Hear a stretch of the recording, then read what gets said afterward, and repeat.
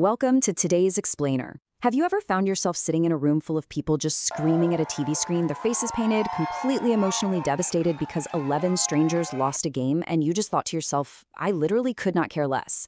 Well, if so, you are in exactly the right place.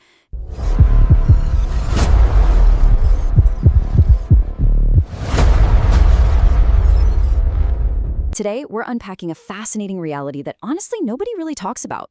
You see, not caring about sports doesn't make you boring. It doesn't mean you lack passion. And it absolutely doesn't mean there's something wrong with you. What it actually means, according to neuroscience, is that your brain is just wired differently.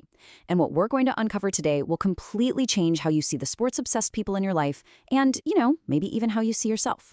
We are actually looking at a massive societal divide here. Right now, roughly 60% of Americans follow sports religiously. They are emotionally invested week in and week out.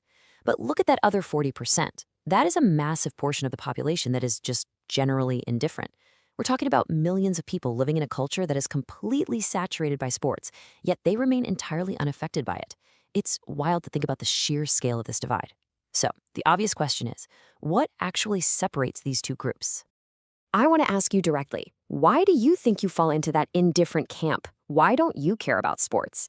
You've probably been asked that at parties, at the office, or at family gatherings, right? And maybe you felt a little out of place. Well, I'm here to assure you that neuroscience proves you aren't broken.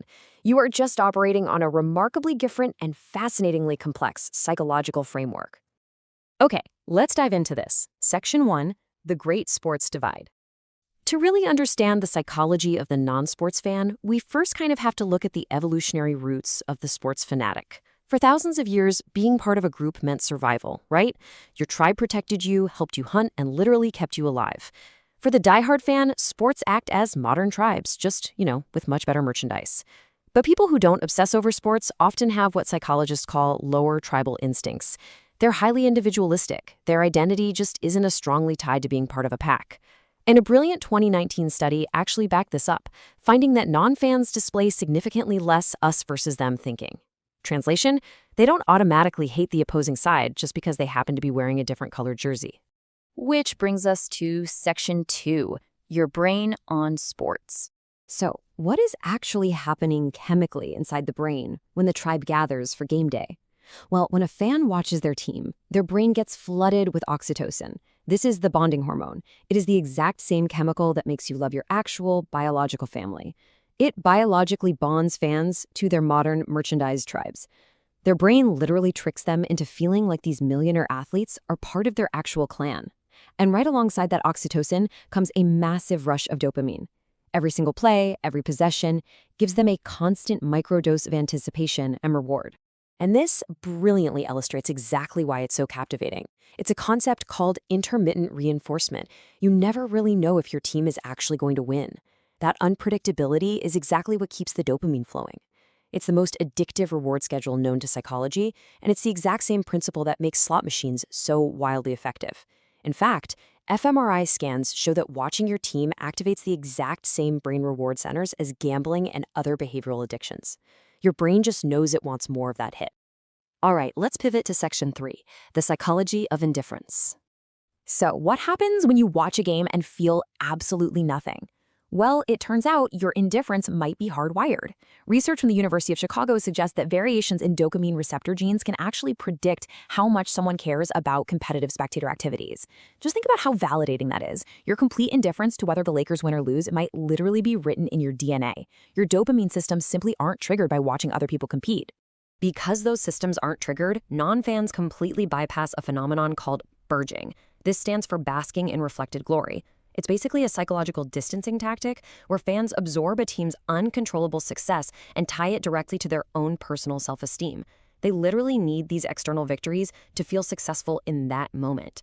You can see burging perfectly in this classic pronoun switch. Have you ever noticed this? When the team wins, the fan immediately says, "We won."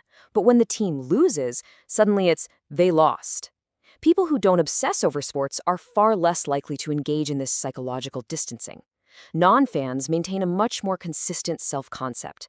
Their self-esteem is stable and entirely less dependent on things completely outside their control. Which brings us to this incredibly powerful statement: I don't need to belong to something bigger to feel complete. People who don't care about sports aren't lacking passion at all. Their identity just isn't tied to being part of a massive spectator group. They find their completeness as individuals.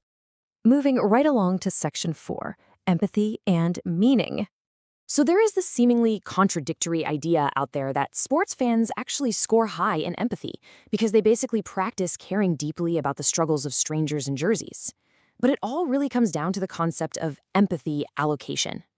Every single human being has a limited capacity for caring deeply about things. You only have so much emotional energy to go around. Non-sports fans simply reallocate their limited empathy toward different places: social causes, their deep personal relationships, creative projects, or intellectual challenges. They care just as deeply. They just point that care in a completely different direction. And this allocation of empathy builds into their broader personality. A 2021 study actually proved that people with low sports interests scored way higher in openness to experience and a love of art and beauty. They are getting their emotional highs, their sense of meaning, connection, and transcendence from nature, music, art, and complex ideas, instead of from competitive spectator sports. Their brains are seeking the exact same ultimate rewards. They're just finding them somewhere else. And this leads to two very different ways of engaging with the world. Sports fans find meaning in unpredictable underdog narratives through parasocial investment, building one-sided relationships with teams and players who have no idea they exist. Non-fans, however, prefer direct engagement. They want to invest their emotional energy where there is actual reciprocity. They want to be active participants in situations where their care actually impacts the final outcome, rather than just being spectators to someone else's drama. Let's wrap things up with section 5, playing a different game. Ultimately, both groups are simply utilizing completely different strategies to navigate the human experience. Now, we also have to acknowledge that for some people, this indifference has a real, tangible backstory. Maybe it was bullying in gym class, feeling excluded by traditional sports culture, or actively pushing back against aggressive competitiveness. Or maybe you just genuinely find grown adults screaming at a television over a ball to be incredibly boring. If any of this rings true for you, know that this is a completely valid defense mechanism and a perfectly rational response to your environment.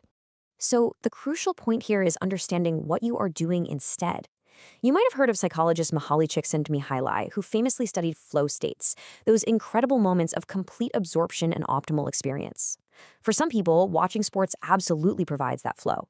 But for non-fans, flow is achieved through engaging in their own lives. People who don't obsess over sports often report feeling much more present. They aren't spending 3 hours every single Sunday experiencing someone else's struggle. They are engaged in their own. It is simply a different method of achieving that optimal experience. Which brings us to our final thought for today. The next time you're at the water cooler and someone asks you, "Hey, did you see the game?" and you genuinely could not care less, I want you to remember this. You aren't missing out on some fundamental human experience. Your brain's reward system, your tribal instincts, and your empathy allocation are just calibrated differently. Neither side is superior to the other. You aren't broken, and you certainly aren't boring. You are simply playing a different game with higher stakes. Keep learning, keep engaging directly with your world, and thank you so much for joining me today.